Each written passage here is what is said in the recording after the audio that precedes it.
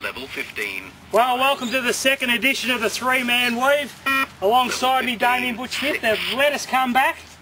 Well, we haven't actually aired the first show, but I'm looking forward to seeing that on the internet. But here's the second one right up in front of us. Yeah, well, we'll get a few stored up and we'll put them on over the coming weeks. But we've got our, I suppose, our first special guest after we were stood up by Brownie last week. Yes, again, Brownie did let us down, but I rest assured by the end of the year we will get him.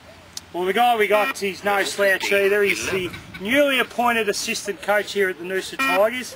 I just put his name in Google this afternoon and I've got a bit of a rap. 97-98 at the Murray Bush Rangers in the TAC Cup, premiership player. 99 at Western Creek in the ACTFL under Dean Laidley, former North Melbourne coach. Member of the ACT Team of the Year. 2000 at the Murray Kangaroos in the VFL and a Shepparton best on ground in the grand final, which that's no mean feat. No, not that level. And before he came to Noosa, he played at the Bendigo Diggers in the VFL, where he was runner-up in the best and fairest, played at Golden Square, where he was a captain of their club, and he joins the Noosa Tigers. As I said, this year as assistant coach, and we welcome Adam Bovalino to the show. Thank you, Adam.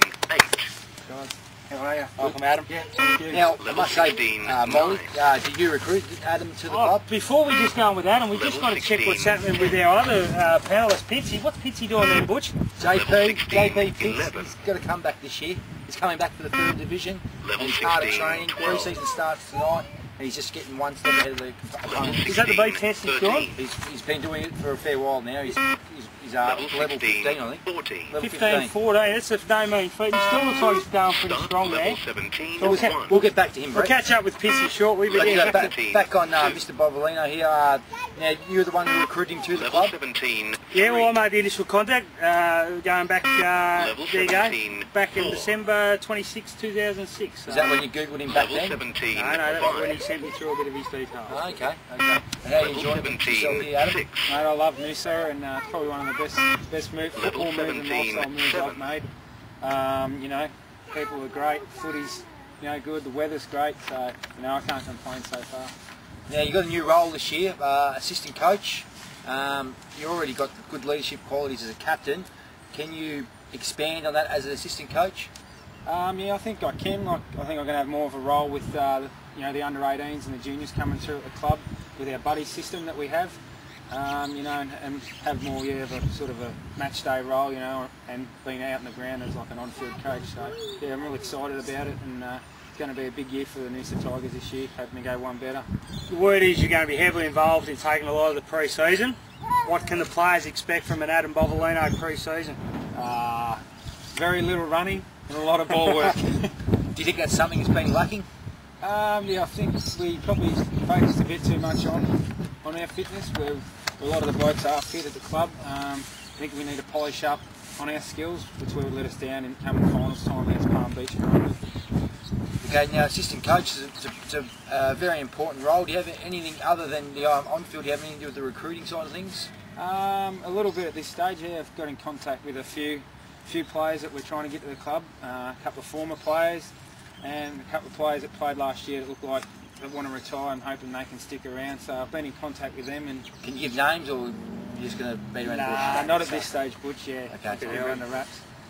So I mentioned you've played in a couple of premierships. Now the buzzword at the moment I think is premiership window.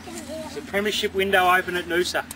I think it's been open for the last 3 years I've been here, but we haven't been able to get over the line. So let's hope we can keep the core group of players we've got, and yeah, hopefully get that premiership we've all been looking for. Julian, welcome to the panel. Thanks, boys. Good to be back. How'd you go, mate?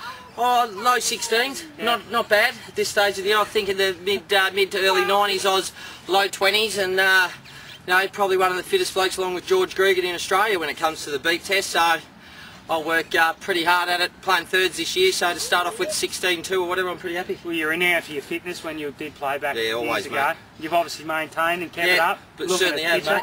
Yep. Yeah, three times a week to the gym and that there, and have a personal trainer on the other 3 nights. So, really enjoying it. And you're never afraid to get your shirt off at the Roll and Rock, or the Reef Hotel, and swing it around your head on the podium. No, I can't remember that. That's all the part of. I was there with you. All the part of being a quality senior footballer in Noosa. tops off. That's it. So, Julian, you had a lot to do, or I suppose, with the appointment as Bova as the assistant coach. How do you see his role? And you'd be wrapped with the appointment. I will get on a serious note now, and I think it's fantastic for Bova and for the footy club. You know, we're looking to go one better this year than Noosa Tigers, and no, thanks, mate. And you know, we've just got to, I think the most important thing, as I said to Bova and to most of you blokes on the three-man weave panel last time, that we've just got to try and keep that list.